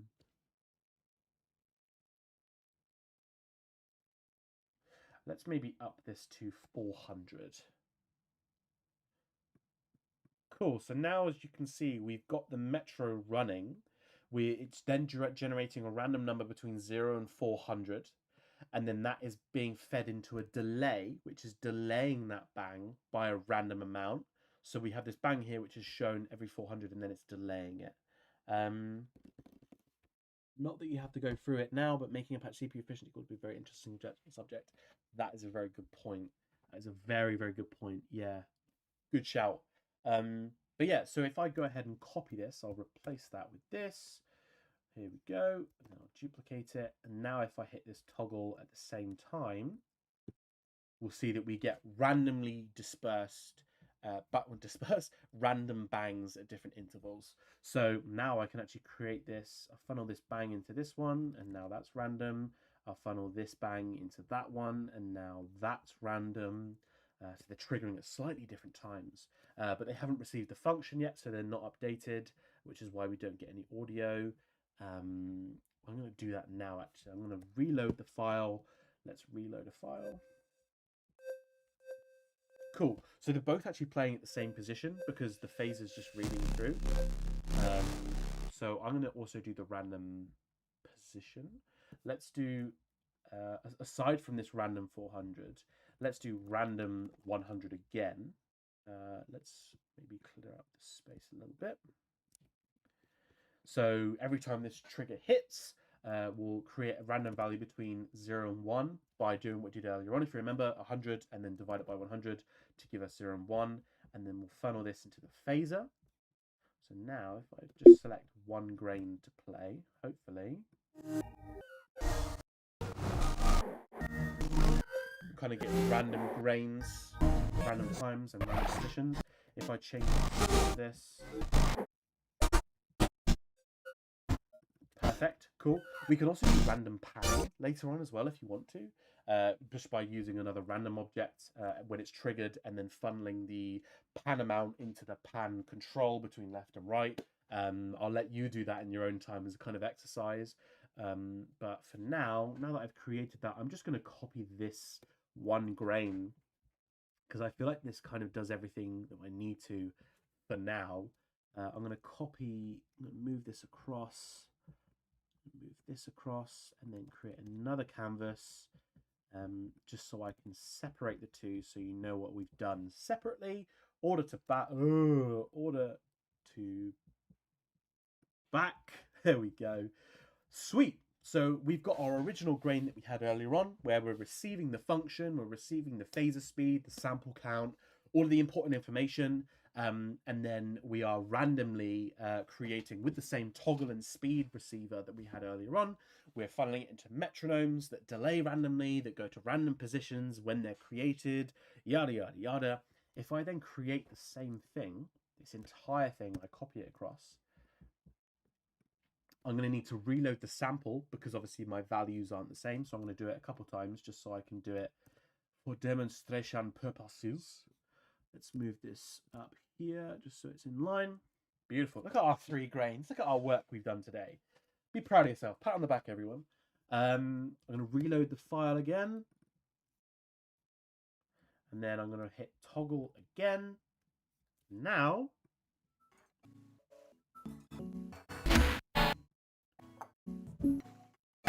we have random grain synthesis. So each grain is random, each grain's position is random, each grain's timing is random. Some of them hit at the same time, some of them don't. You can obviously change these values or control them with universal sliders like we have the speed and the toggle. So you can have like random time, random position. These are all super easy things you can do. Let's do the visualizer for the position like I said earlier on. Let's create some send and receives that are unique. But they're all sent to individual sliders. So let's do S pos1 for this one. Let's do, this is coming from the random position, by the way. So the random value between 0 and 1. I'm going to do the same thing over here for pos2. I'm going to do the same thing over here for pos3. Sweet. And then I'm going to copy all of them. So pos1, pos2, pom3, pom3. DJ Pon3, hashtag if you get that reference, you are goated. And then I'm going to receive those values. So with R, you actually see them highlight in blue because they've got new values. And I'm going to create 3 sliders between 0 and 1, 0 and 1, 0 and 1. Let's move it into like a nicer position here. Pause 3. Oh, it's kind of going off screen. Pause 3. Now we've got all of the positions of our 3 grains. Look at that. Oh, beautiful. We need to see if he floats. I am actually a wizard. I am a god. I am not. This is thank you very much. Hopefully you should be following along and you should see how easy this is. So if I move this down here to where we had this earlier on, so I'm going to move this and this all down. Give us a bit of space for these sliders. I'll just pop them here for now and then change their size. Let's do one of these. This won't be perfect by any means, but it'll get the point across. You can take this in your own time and change the colors, change the visuals, change whatever you want. It's yours, do what you please. But for now, I just want to make this visually appealing for the stream. Now we can see the position of all of our 3 samples with the random positions we have going on down there. And we can actually see when they're triggered as well because they'll change when they're triggered. And then I can change the speed. Sweet. One thing to note is I've got them all connected down here under different DACs. It's probably good if I have them. I'm going to get rid of this demo one. It's probably best if I have them all funneled under the same one because it's the same audio output. So I mean, why not, right? Hopefully it should sound. Oh, beautiful. We have a grain, we have 3 grains, we have the visuals for them, we have a MIDI control, so if I turn off this toggle now as well, and if I press play in MIDI, I stop it, I press play again, and then let me go up in pitch. Ah, sweet. Really low in pitch. Ugh, that distortion level. Sweet. How cool is that, right? We've got this random grain position thingy with visuals and a UI. It doesn't look very good, but I mean, hey, it works. We can add loads of features now. We can add reverb. We can add the panning. Let's do the panning. Oh, let's do it. We're an hour and a half in. Tell you what, I'm going to do another half an hour of this, and then I'm probably going to end stream and then edit it. But hopefully, if there's any questions, let me know if there's anything that I kind of glossed over. let me know. I think I've covered everything that I've kind of made here. I'm going to clean up because I don't really need that. I'm going to move all of my grains up here. Cool. Look how neatly and organized that is. Oh, beautiful. Have a quick one again. Whoa, I recently was on the search for finding out how to start the patch in plugin mode. It was really hard finding the info on how to do it, and in the end I ended up figuring it out in your patches. My point being, how do you find info for stuff like this? Because the documentation on plugin related functions are not as good. The same with param and the whole GUI knob multiple pages. Oh, now this is one of the downsides of pure data. You make a very, very good point. This is one of the downsides of PLUGDATA. Because it's quite new and new things are added like every day, you kind of have to just check the GitHub. Not everyone is going to do that. Not trust me, a couple of years ago, I wasn't going to touch GitHub with a 10-foot pole. And I know there are a lot of people in the similar kind of boat. So you kind of need to find out through asking people on the Discord, asking people on the Reddit. But now that you've asked about it, I can go ahead and show you. We'll do the panning in a minute. So hold your horses on the panning. We'll go over how that works. So the first thing you asked was start the patch in plugin mode. So to automatically have the patch start in plugin mode, we're going to need to send a message to PD. So PLUGDATA has a lovely, Timothy's made it really easy, it's just hard to find, really easy message that we can send to PD using, luckily, SPD. So what this is going to do is this is going to send don't apologize. That's okay. It's okay. It's all good. I don't know how many PLUGDATA users I'm surrounded with max MSP voice. That's all good. So SPD, PD. There's already a receive PD automatically somewhere in PLUGDATA. There's a receive PD that will receive our message and go, let's do that message. So for the record, you can't set up an RPD or an SPD inside of your patch. I think it will break it. I think it will blow up. Your computer will blow up, so do not do it. We can actually send a message called plugin mode. I think this is how we do it. It is. Oh, my memory serves me well. We can simply do this. So we can send this message. We can actually send this on load as well with a object called load bang. So what that's going to do is, if we split apart the name, when it loads, it outputs a bang. Makes sense. So when we load the patch up, it hits a bang and it hits that message into PD, which says start in plugin mode. Look at that. Beautiful. If you're not already there, perhaps you would like to join the glitch.cool server. There's already a programming section. Yes, I am in that server. That is a really cool server. I keep up to date quite often. I know a couple of people in there that have done some funky stuff in there. Yes, I am in there. That's a very good point. I'd recommend that server actually. When I come to edit this, hopefully check in the description. That'll be there. That's a great server. Aside from the PLUGDATA Discord, if you want to get into really cool audio programming stuff. Maybe a little bit more advanced than this, but I suppose that's kind of the appeal, which is weird stuff. But yes, so we can use this message load bang plugin mode SPD, and it will load up straight into plugin mode. So if I go ahead and close this and I open PLUGDATA like normal, and I hit Granular synth stream, you'll see it automatically opens up in plugin mode. Now it's all over the place because I haven't set my window resolution, so I'll do that now. So I think I did this earlier, but I don't know why it's not set. So 510 by 281, 510 by 281. I explained how to do this earlier on. Right click on the window, click properties, change the width and height, save it. I'll hit this message again, and lo and behold, lovely, sweet. We now have the sample visualizer, which I can draw in, actually. We've got the 3 positions of the sliders, which are all different sizes. Who cares? It's just rough. You can make it beautiful and pink and sparkly or whatever what you want when you work on this. I can change the size and the function. It works just like a normal plugin. How awesome is that? And as I mentioned a minute ago, as we've got set up, we can send it MIDI, and as you can see, it's already happening. Oh, beautiful. If you're following along with this, well done. Congratulate yourself. You've just taken in a lot of information. Let's go for, yeah, we've got another half an hour. Let's do, let's maybe clean up a little bit. Let's maybe make these the same size as well. Sweet. I'm going to move this bang to load the sample up into the viewable. Oh, got a right click order to front. Make sure it's at the front. I'm going to actually move it underneath this sample bit here as well. That's quite a nice little place to load a sample in. Cool. Pink and sparkly, not a bad theme for granular effects. Hey, why not? Fuck it. Fuck it. You could have cats that move around the screen at the same position as the grain. Maybe that's something you'd want to do. I don't know. The world is your oyster, or the plug data is your oyster. I don't know what that phrase even means. Why are you not letting me click out of that? Please click out. There we go. Go ahead and save. Come on, Ableton. You're not being friendly here. Let me save the pure data patch.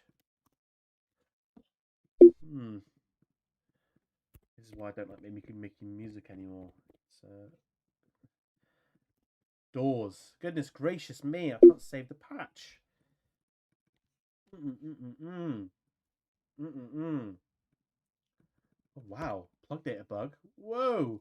Well, I'm not surprised. There we go. Jesus, I had to reopen it. Sorry about that. So let's do random panning. Can you harness a guess as to what the object's going to be called? It's going to be called pan. There's an object called pan2, which takes in the signal input and a pan value and then outputs the left and the right channel. Because we're working with a mono signal, we can just funnel in, let me just replace this, we can funnel in one signal, and then this is actually going to be our pan value between -1 and 1. So you can kind of imagine how we're going to go with this. Let's create a random object, just like we did up here with the random position and speed. I'm going to do a random value between 0 and 100. Let's do 200. I'll tell you why in a minute. Random between 0 and 200. I'm going to divide it by 200. That's 100 UN, 200. So this is a value between 0 and 2. And to get it between -1 and 1, we're just going to minus 1. -1. Hopefully, if I create a demo slider just to show you, this should be between, if my maths is right, hopefully.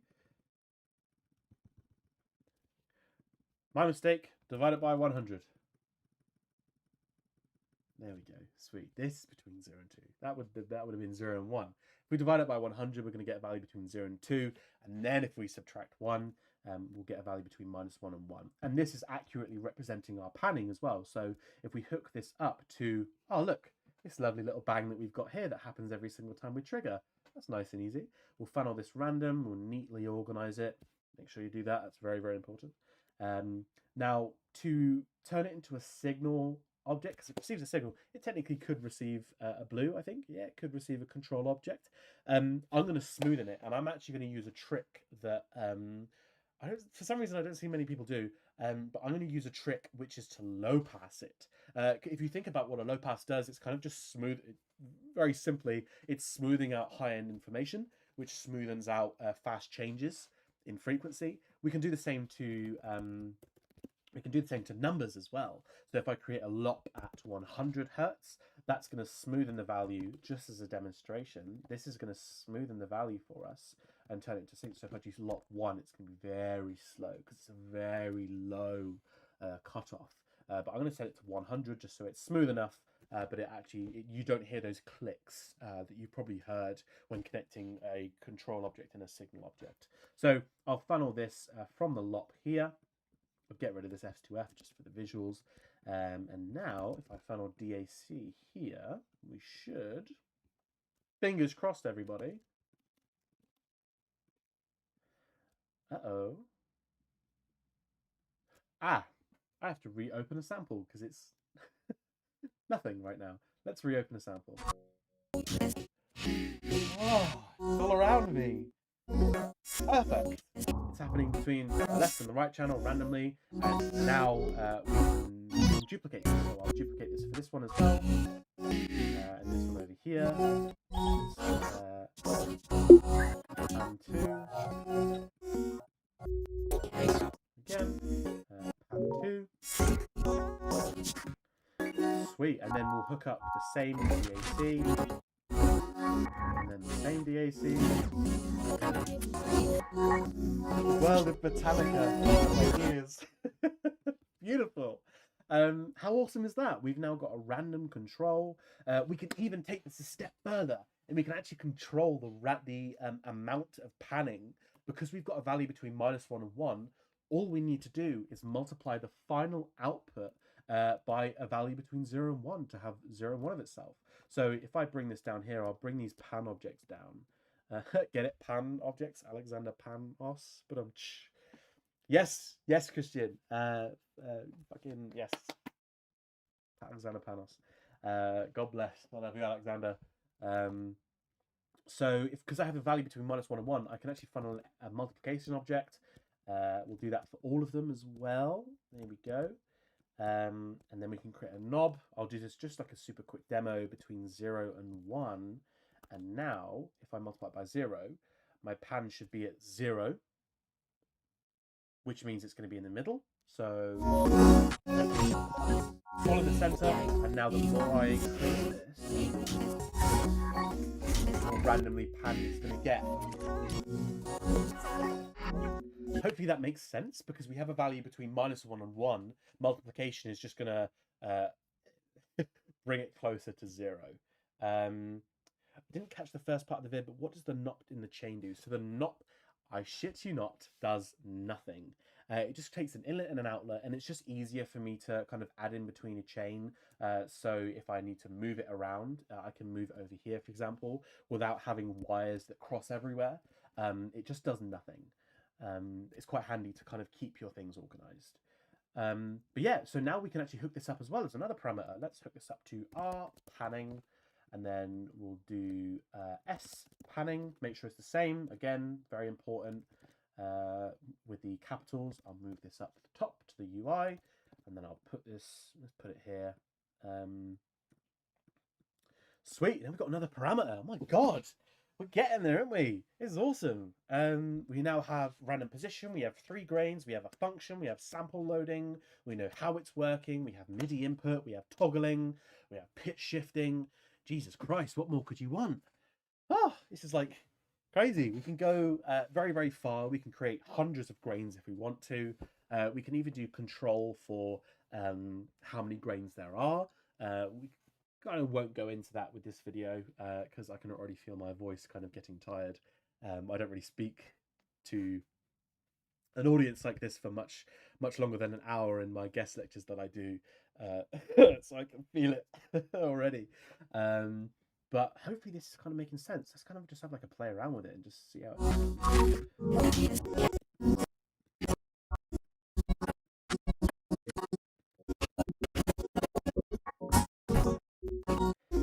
sounds like a granular synth, right?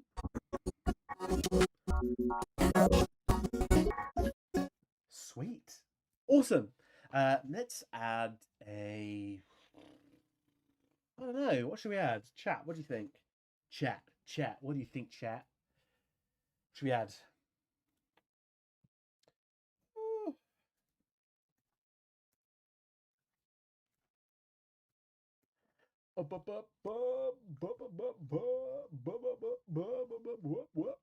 I'm awaiting your recommendations.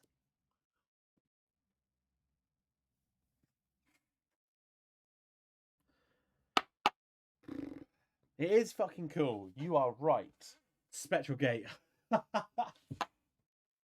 Oh no. Oh, you can't be doing this to me. Trying to explain a spectral gate after we've just gone over envelope generation, I think would melt people. As much as I'd love to, I think that's going to be a whole video on itself. So not today. I'd love to do spectral stuff because I love spectral stuff, but this was kind of just to recreate the granular synth with maybe some more effects. We can do effects though if you want, just not spectral, because trying to explain the Fourier transform and how that would work, I could just summarize the objects, but I'd like to really go into it. A sine wave function to bridge the panning connection so it automatically splines in a sinusoidal movement. Ooh, sick. Yeah, okay. Let's think about how we can do that then. So we're going to need sine waves. Luckily for us, sine waves in PLUGDATA are automatically between -1 and 1, which is how panning is. We'll do a delay as well. That's a good idea. Let's do a delay. It's a gate that's spectral, easy. Yeah, I mean, yeah, I guess. I mean, considering that we've just gone over again how envelope generation works, maybe explaining the spectral envelope and phase and Cartesian to polar and gating and RFFT and Hanning and RFFT and subpatches and block sizes. Probably not today. But yes, so let's do a sine wave function to bridge the panning connection so it automatically spirals around. That could be super cool. Okay, for the effect to make like more audible sense, I think it might make sense to do more grains, but I'm just going to give you a demonstration with the three grains that we've got now. So as I was saying, the sine waves are automatically between -1 and 1, which is quite handy. So we can have this like fluctuation, which would be cool. Or we could do it so it goes around and then it loops back. I think we should probably do one that kind of like they kind of wobble, maybe out of phase. They're kind of wibbly wobbly. That would be cool. Let me do that. Let's do that. So I'm going to need an oscillator. So an OSC. Like I said, the value is between -1 and 1 anyway. I'm going to add this to my existing pan. So I'm going to move my pan down.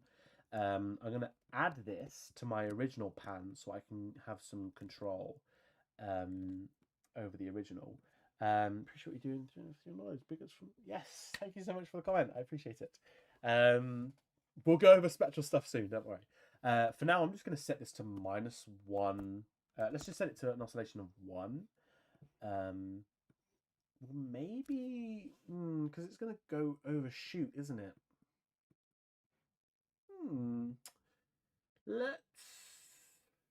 Let's just see how this sounds with 1 grain.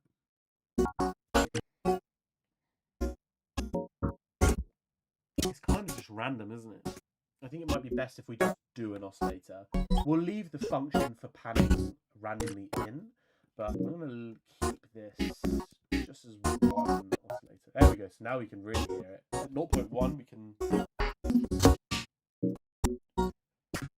That's good. That's cool. Then it pans back around.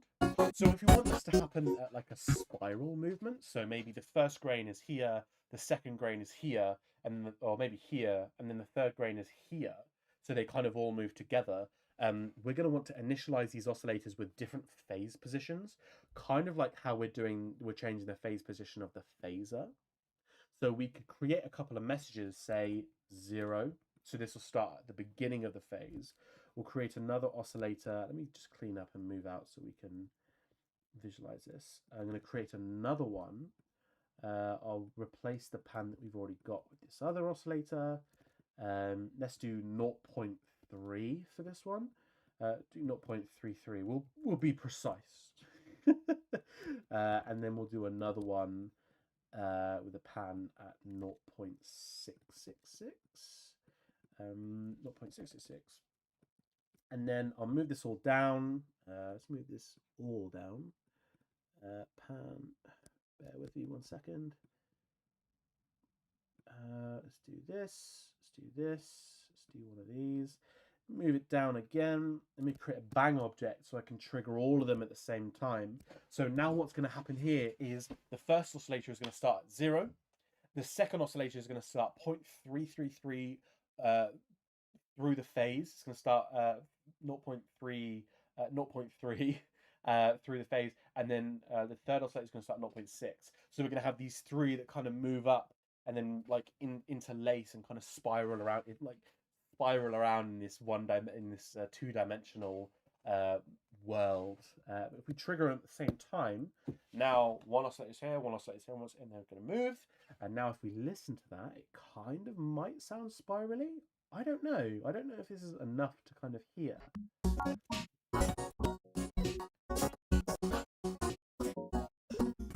don't know. You can kind of hear it. Maybe I should increase the speed at which they're happening. And then maybe let's decrease increase the random delay to like 100. So they're not delayed too much.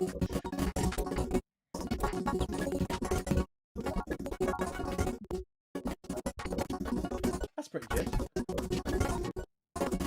It's like a... Oh, because of the MIDI. Ah, I was wondering why they were all kind of stopping and starting. It's because of the MIDI. I'll just manually toggle it on for now, so it's not recording.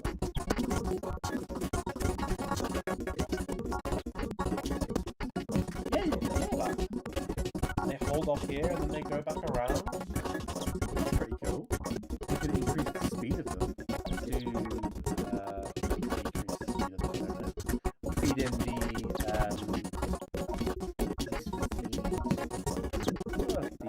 speed of it, slide it between 0 and 1.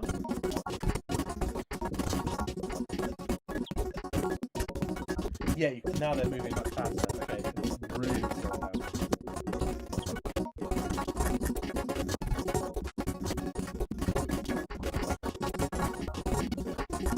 Yeah. Yeah, that works. That works, right? Then we can add this to the original panning, but I think with the random and the sine wave, it kind of doesn't really make sense to add them. But yeah, that's absolutely something we can do. We can create this function that receives a trigger to like initialize their position and then a frequency that you can set. And maybe you could even do visuals to see where they all are in position. That could be cool. So you could use the object S2F to visualize, which is converting a signal to a float, where it is between -1 and 1. So you can actually see where each one is. If I do this 3 times, it's going to be messy, but I promise you it'll make sense. So we can see exactly where each one is. That's pretty cool. And then you can control the frequency of them. And then you could do this for oscillators or basically anything that can receive panning, right? They kind of will spiral around. You could do like 10 grains. They all kind of like spiral around your head at different positions. I'll leave you to do that. Let's get rid of this for now, just so I can add the random panning back in. Let's do a super quick delay. Let's do... Yeah, we've got 10 minutes. Hopefully this is all making sense. If there's anything you want me to cover again, I can do it in another video or live stream at some point soon. Let's do a delay then. Let's do it. So let's think about what we need for a delay. So I really wish I had a whiteboard. For a delay to work, let's make a tape delay. It'd be cool to have the option to choose between the panning modes. Could do. Absolutely could do. How about you make it? Hop in the Discord, show me if you've made it or not. And then we'll have a look and see what it if it works or not, and we'll maybe include it in the next video. We'll go over how to do the pop menu stuff. Let's think about what we need for a delay. So for a tape delay, we need to be able to write to tape. I should have a tape. I don't know if it might be downstairs. I'll just use a drawing for now then. We need to be able to draw to tape and then kind of record the past couple of seconds of audio onto a piece of tape. Ignore the horrific drawing, but kind of like that. And then we need to be able to randomly, in another object, read at like a delayed time, while then feeding that back into the draw position. So kind of drawing into this array and then reading at a later position and then feeding it back into the start position. PLUGDATA makes that really easy for us with a couple of objects called delWrite and VD. So delWrite, what this is going to do is this is going to write to a buffer. This is going to write to our tape. We need the name of the buffer, so the name of the tape, and then we need the duration of that buffer, so the length of the tape. It's going to constantly write a position 1, and the tape is going to consistently move forever into eternity. But we can write to the single position of tape, and then we can let it go on forever, and then we can read at later points. As long as they're within this finite position that we've set for the buffer, we can read from it and then funnel that back in with some feedback. But we obviously need to do some multiplication to reduce the amplitude, otherwise we'll get infinite volume Your speakers will blow up, so we don't want that. Let's go over what the actual del write object needs. So the del read and the del read for objects read from a delay line in a del write object with the same name. Here we are. So del write $0 dash delay. Argument name of the delay line. There's no specific name that you need to give this. There's no qualification for what can be a name. It could be anything. It could be egg. It could be Ewan. It could be green. It could be anything. I think this demonstration is just so it can have multiple, because it has the $0, which we'll probably get into at some point soon, but for now, just ignore that. And then the second argument is the delay line in milliseconds. Cool. So we can copy this. Let's copy this across. Or we can just create it. So del write, I'll give it the function name. Let's do an actual name. Let's do buffer. And then it's 1,000 milliseconds in length. This is kind of already writing to an 1,000 millisecond, which is 1 second buffer. But I'm not feeding it any audio, so nothing's actually getting sent. So let's do audio. Let's do audio from the first grain before any panning. You can do panning later on. You can do it, but I'm just going to do it before panning. So now I've got audio. If I hover over this signal, I've got audio going into this buffer, and I can VD, which means variable delay, from this buffer as long as I give it the same name. So as you can see, it says the creation argument needs buffer, so delay line name, so buffer. Make sure it's the same capital letters. Make sure it's the same. And if I just send this straight out, I'm going to mute the other objects. So I'm going to get rid of my DAC just so we can focus on this. You'll see that we basically just get the same audio, but we can delay it. So the top inlet of VD is actually going to receive the number of milliseconds that we delay by. So I can give it anything between 0 and whatever this creation argument is. So if I give it like 10,000, I can give VD a number or a signal number. We're going to use lop again to smoothen the value between 0 and 10,000. I'm going to do 1,000 for now. So I'm going to create a slider between 0 and 1,000. And I'm going to create another lop object. I'm going to really smooth it just to kind of prove that this is a tape delay. I'm going to really smoothen it with lop 1, which is going to give us like a really sluggish kind of movement, which will sound really, really cool. And then I'm going to funnel that straight into VD. And now if I listen to this,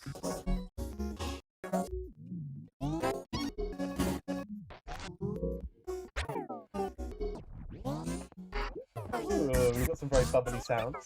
But we're reading from this delay, slowly moving in between. So we have this literal like tape movement because we're writing to a buffer, like I mentioned, with this beautiful illustration. And then we're reading from that buffer, but we haven't got that feedback just yet. So let's get that done. I'm going to move this buffer just over to the right, move this up a little bit, and I'm going to connect these two. But before you do that, make sure you have a multiply tilde. Let's do 0.5 for now. Just so we're multiplying every single time we write to this loop, we read from it, multiply the volume by 0.5, we feed back in. This is our feedback control. I can then take the output of VD, funnel it into the del write.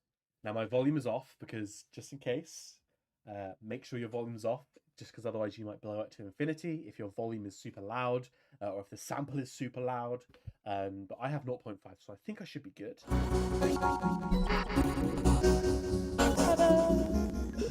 I can change the time.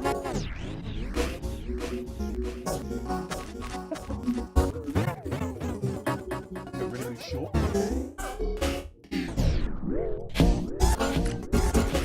If I just delete the input, it's going to feed back itself until it just goes to nothing.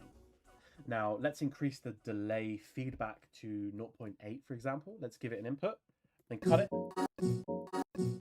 It's going to go for longer. I can change the time.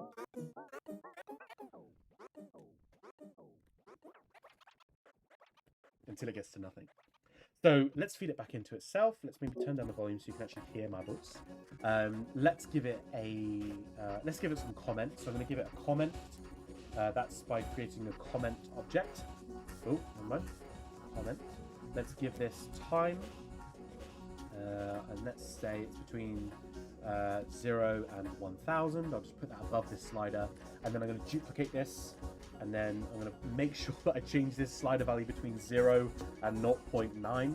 You can do like 0.9999999, so it like goes on for a long time. I'm just going to do 0.9 because it kind of makes sense.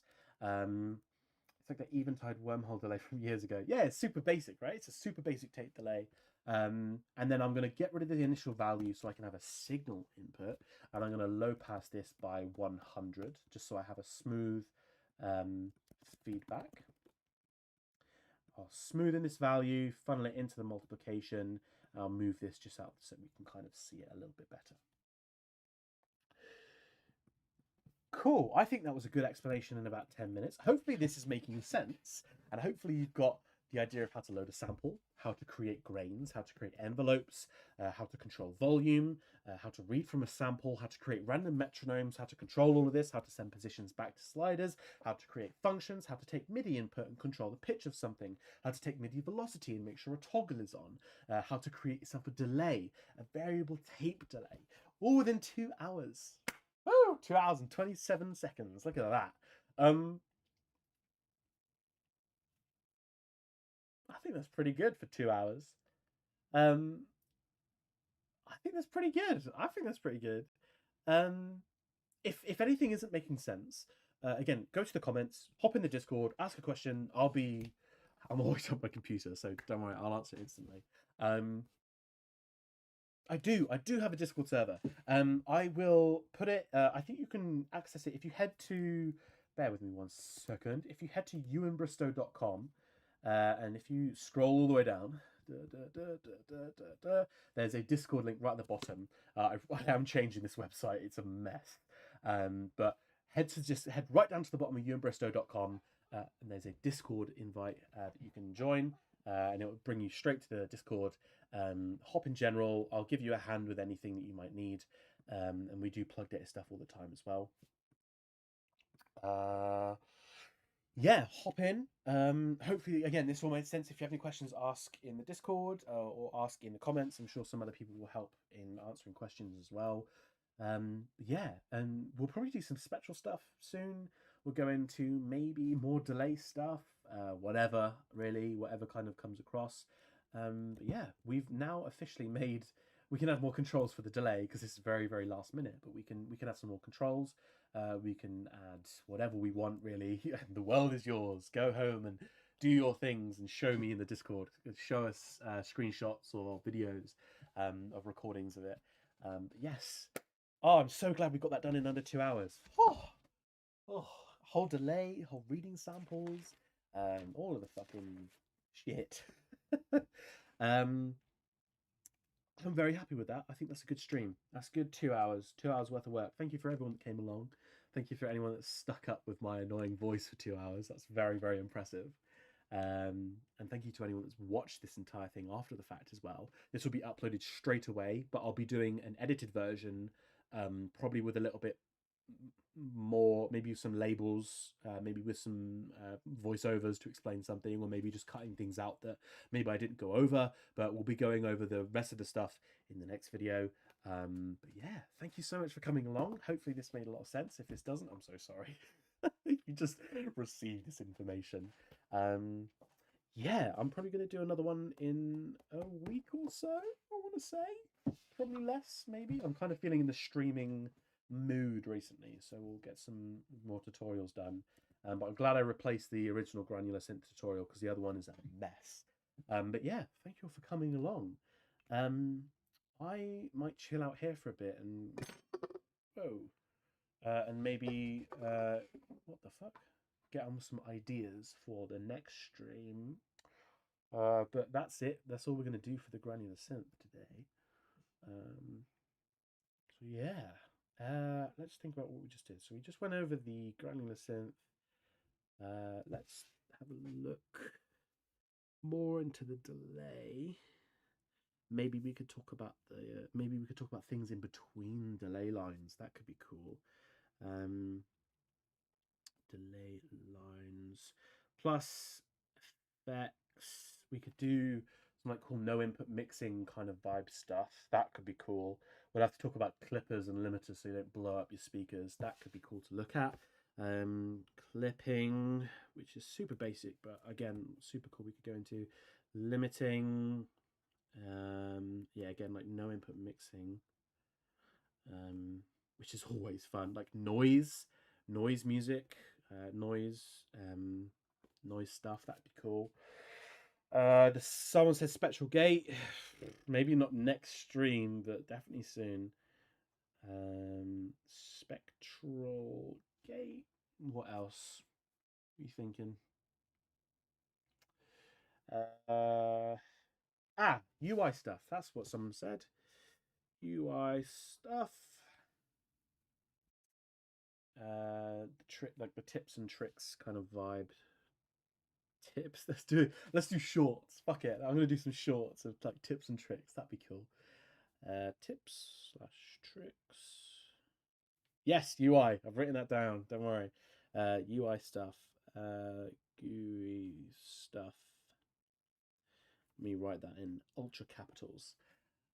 We could go into Lua a little bit. It's not my strong point, but we could go into Lua scripting. And maybe some tips and tricks for like creating points or across the screen. Ooh, that'd be cool. Yeah, like particles. Because I have not seen. I don't think anyone has ever done like a tutorial on pure data gravity simulation, which I think I might have been one of the first people to do it in signal objects, which is such a stupid thing to do. But I think that could be cool. That would be really cool. Going into like applying normal mathematics, very big quotations there, but onto signal domain stuff in pure data, so we can do gravity simulations, so we can do wind and basic things and like create weird vortex looking things. That could be cool actually. Gravity stuff. We'd have to go into like block size processing, which would lead nicely to spectral stuff. Size processing. Yeah, it is a bit crazy, Dorito. It's a bit crazy. I sit in my room too much. That's all I'm gonna say. But I'm guessing because you're watching this stream, you probably do too. So hopefully we'll be on the same page. Gravity stuff. We could do block size processing, which would lead nicely into spectral. That won't be in the next video, but we'll do that sometime soon. We'll do how to build a second life. How to build a second life. We could do the game of life. Ooh, game of life in PLUGDATA. Okay, hold on. Let me think about that. Ooh, that's not what you said, but that's a cool idea. Oh, that might be tonight's endeavor for me personally. Game of life in PLUGDATA. How would that work? Especially with signals. God, I might write that down. Game of life, but with one-dimensional signals.